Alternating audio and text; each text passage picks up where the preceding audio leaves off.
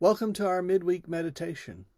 Sunday we began a 4-week series on our vision statement, which is, we believe God envisions the Rincon United Methodist Church to be a church family, loving God with all we are, loving people as we love ourselves, growing together in rich fellowship, and moving forward into the bright future to God's glory.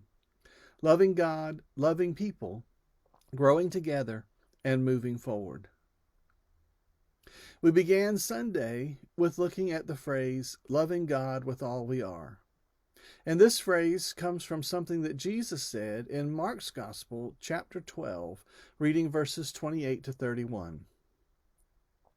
One of the teachers of religious law was standing there listening to the debate. He realized that Jesus had answered well, so he asked, "Of all the commandments, which is the most important?"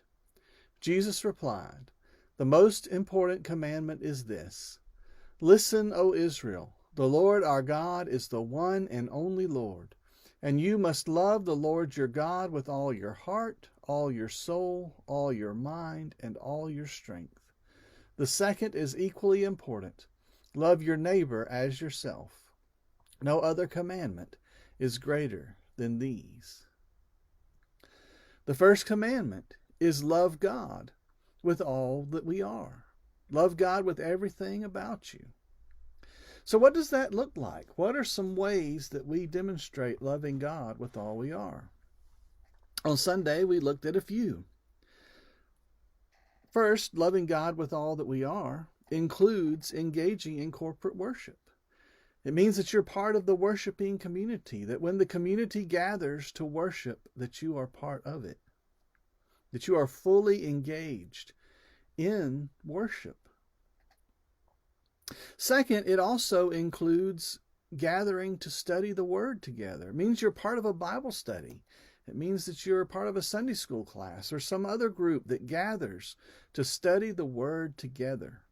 Because in doing so, you're not only drawn closer to each other, but you're drawn closer to God, because we study God's Word to know God better.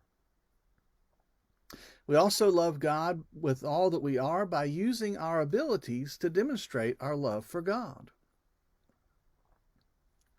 Each of us have certain abilities that God has given us, and we love God with all we are by engaging those abilities in demonstrating our love for God.